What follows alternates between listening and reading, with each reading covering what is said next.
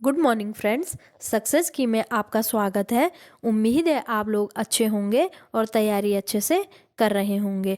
तो आज हम शिक्षा मनोविज्ञान से संबंधित कुछ महत्वपूर्ण प्रश्नों पर चर्चा करेंगे जो आगे आने वाले पेपर के लिए महत्वपूर्ण होने वाले हैं। तो सबसे पहले शिक्षा मनोविज्ञान को समझते हैं। शिक्षा मनोविज्ञान मनोविज्ञान का वह क्षेत्र है जो शिक्षण विधियों के अध्ययन और मूल्यांकन से संबंधित है। यह शैक्षिक समस्याओं वाले विद्यार्थियों की मदद करता है। क्या करता है? शैक्षिक समस्याओं यानी कि शिक्षा में बच्चे को किस तरह की समस्या आ रही है, इसको सुलझाने में मदद करता है। इसे ही शिक्षा मनोविज्ञान कहते हैं। तो चलिए शुरू करते हैं प्रश्न नंबर 1 से। बाल मनोविज्ञान के अनुसार शिक्षा के क्षेत्र में मुख्य स्थान है। बाल मनोविज्ञान के अनुसार शिक्षा के क्षेत्र में जो मुख्य स्थान होता है वह किसका होता है? तो वह होता है बालक का। किसका होता है? बालक का। प्रश्न नंबर 2 है, शिक्षा मनोविज्ञान की उत्पत्ति का वर्ष कौन सा माना जाता है? शिक्षा मनोविज्ञान की उत्पत्ति का वर्ष सन 1920 माना जाता है। आधुनिक मनोविज्ञान का अर्थ है। आधुनिक मनोविज्ञान का क्या अर्थ है? तो आधुनिक मनोविज्ञान का अर्थ है व्यवहार का अध्ययन, यानी कि एक दूसरे की मनोस्थिति को जानना ही व्यवहार का अध्ययन कहलाता है। प्रश्न नंबर 4 है, शिक्षा मनोविज्ञान है। शिक्षा मनोविज्ञान क्या है? तो यह क्या है? यह एक व्यवहारिक विज्ञान है। क्या है? व्यवहारिक विज्ञान है। प्रश्न नंबर 5 है, शिक्षा मनोविज्ञान सहायता प्रदान करता है। शिक्षा मनोविज्ञान सहायता प्रदान करता है। किसमें करता है?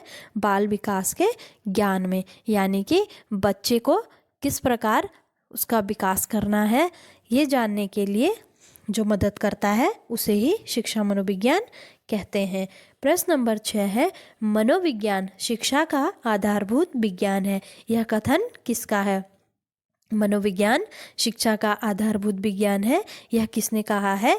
तो यह कहा है स्किनर महोदय ने। किसने कहा है? स्किनर महोदय ने।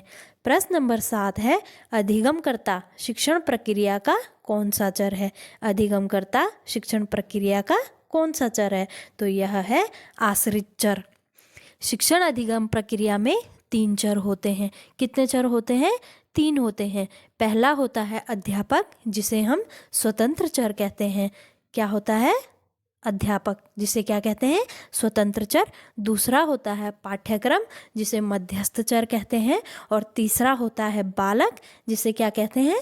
आश्रित चर, यानी कि अधिगमकर्ता। तो ये क्या होगा? आश्रित चर। प्रश्न नंबर 8 है, सन 1882 ईस्वी में किस मनोवैज्ञानिक ने लंदन में मानवीय विशेषताओं का अध्ययन करने के लिए प्रयोगशाला का निर्माण किया? तो यह किया है गाल्टन जी ने। किसने किया है? गाल्टन ने। प्रश्न नंबर 9 है, शिक्षा मनोविज्ञान की विषय सामग्री का संबंध है।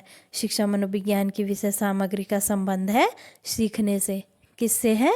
सीखने से, क्योंकि जो शिक्षा व्यवस्था बनी हुई है वह सीखने और सिखाने के लिए ही बनी हुई है। प्रश्न नंबर 10 है, शिक्षा मनोविज्ञान अधिक बल देता है। शिक्षा मनोविज्ञान जो है वह अधिक बल किस पर देता है? तो यह देता है छात्र केंद्रित शिक्षा पर। क्या है? छात्र केंद्रित शिक्षा पर, यानी कि छात्र के लिए शिक्षा है, ना कि शिक्षा के लिए छात्र है। प्रश्न नंबर 11 पर चलेंगे। प्रारंभ में आत्मा का प्रयोग किस शास्त्र में किया जाता था? यह किया जाता था दर्शन शास्त्र में, यानी कि दर्शन शास्त्र से ही मनोविज्ञान बना है। क्या है? दर्शन शास्त्र से ही मनोविज्ञान बना है।